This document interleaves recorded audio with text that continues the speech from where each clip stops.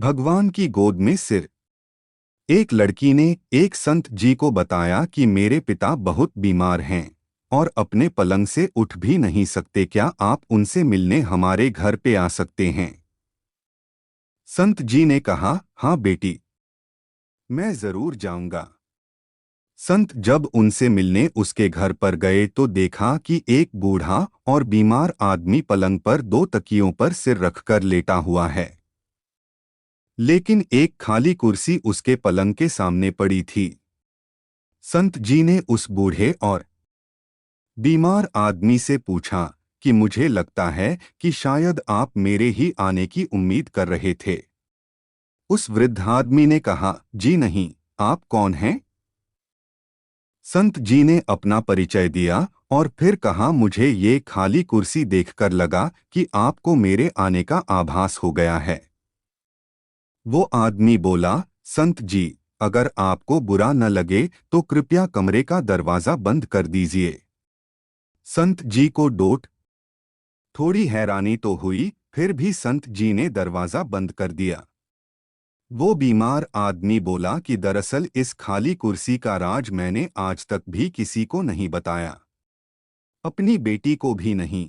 मैं अपने पूरे जीवन में ये जान नहीं सका कि प्रार्थना कैसे की जाती है, लेकिन मैं प्रत्येक दिन मंदिर जाता अवश्य था, लेकिन कुछ समझ नहीं आता था।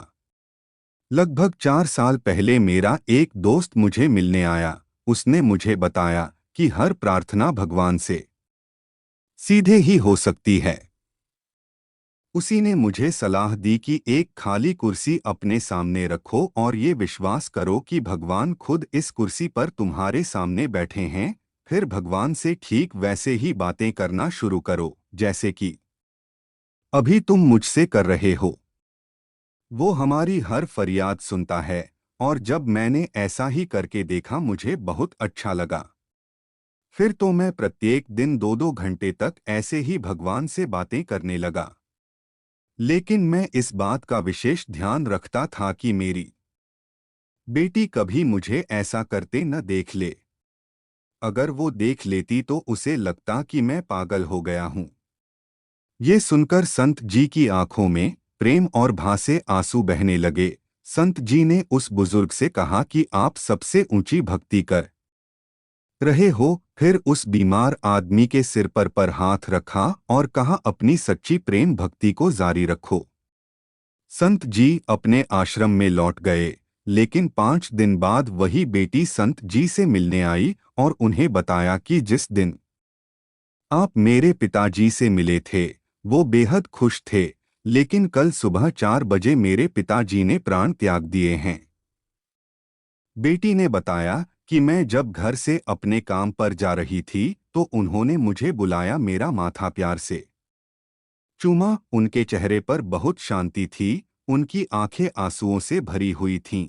लेकिन वापस लौटकर मैंने एक अजीब सी चीज भी देखी। वो ऐसी मुद्रा में अपने बिस्तर पर बैठे थे जैसे खाली कुर्सी पर उन्होंने किसी की गोद में अपना सिर झुका रखा हो, जबकि कुर्सी तो हमेशा की तरह खाली थी। संत जी, मेरे पिताजी ने खाली कुर्सी के आगे सिर क्यों झुका रखा था? बेटी से पिता का ये हाल सुनकर संत जी फूट फूट कर रोने लगे और मालिक के आगे फरियाद करने लगे, हे मालिक, मैं भी जब इस दुनिया से जाऊं तो ऐसे ही जाऊं, मुझ पर भी ऐसी ही कृपा करना।